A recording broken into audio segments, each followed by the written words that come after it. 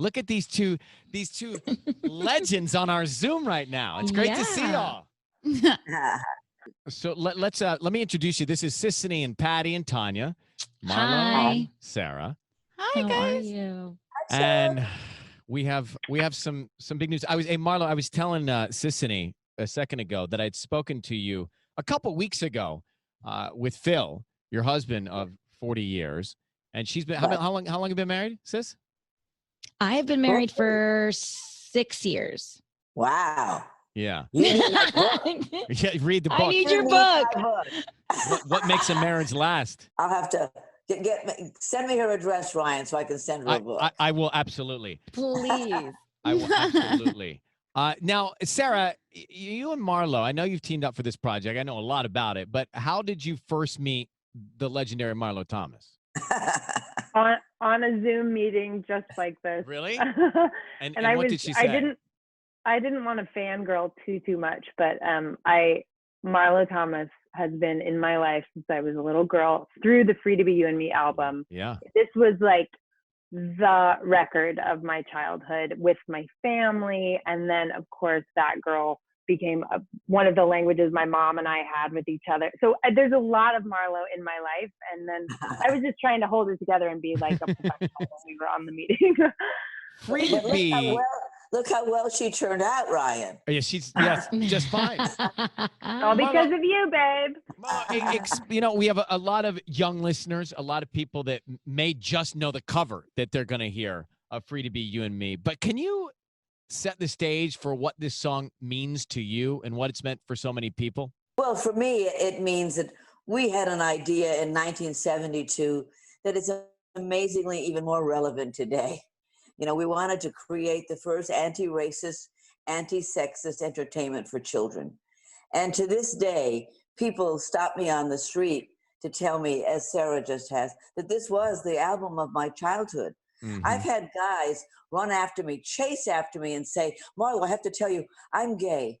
And when I read and heard the story of William Wants a Doll, I knew I was going to be okay. And young women who said to me, I wasn't sure that I wanted to get married right out of school. And Atalanta really helped me think, well, maybe I don't have to. Maybe I can run my own race. So the fact that it meant so much to boys and girls. I've also received a letter once from a father who said that he had a 2-year-old son and that he was going to play It's All Right to Cry for him every day of his life because he wanted him to grow up to be a male who wouldn't be afraid of his emotions as he was. Mm-hmm. The father felt that he was locked up and bottled up emotionally, but he didn't want his son to be. So that's what I carry in my heart about this project, is how much it has resonated in these people's lives forever. I'm so touched by that. And, Ryan and Sara, in all the projects we've worked on, we never start out by thinking, oh, this is going to really live in the hearts of people. Mm-hmm. You don't think that. You're lucky just to get it made, get it out there, and hope somebody will notice it. And when it has a life like this, Gloria Steinem said the most wonderful thing in this show that Sara and I did, I'm Free to Be. She said, when something is true, it lives. It evolves and it lives. And so now what Sara has done is we've never done a cover, Ryan. I know you're going to find that amazing in your world, but we've never done a cover on any of the songs of Free to Be You and Me. We've always avoided it and just not wanted it done. But Sara is someone special. And when I heard that she might be interested in doing it, I got very excited. And when you hear it, you will see that she has a way of hanging on to what it is and also rediscovering it for her own self. And I'm just thrilled with it. And Sara, singing this song, the cover, the lyrics, what did you feel? What viscerally did you feel?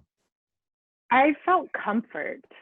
The request came very early in the beginning of the pandemic, and I have been pretty outspoken. I have been having a really hard time. And so I've been saying mostly no to kind of engaging in any kind of performative activity, just because I've felt like there's a lot to listen to and there's a lot to observe and just digest at the moment. And I have just felt quiet.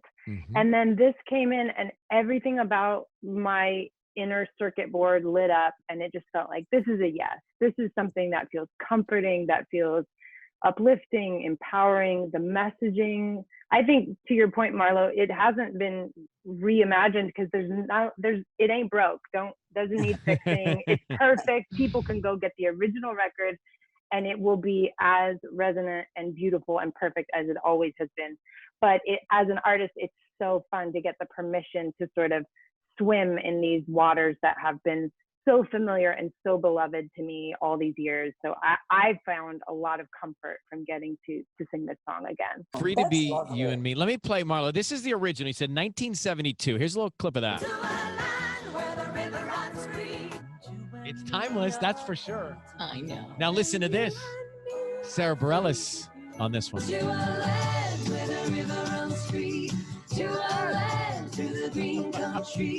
You and me.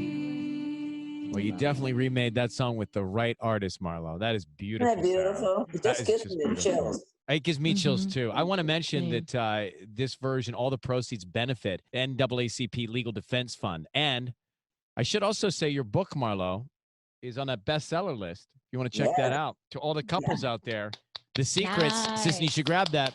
I am on it. So lovely to see both of you. Thank you for coming on, and well done with this. What a great idea. Thank you for having us, Ryan. Good to see you, Marlo. Sarah, always great to see you too. You Bye-bye. too. A lot of love. Bye, Thanks. guys.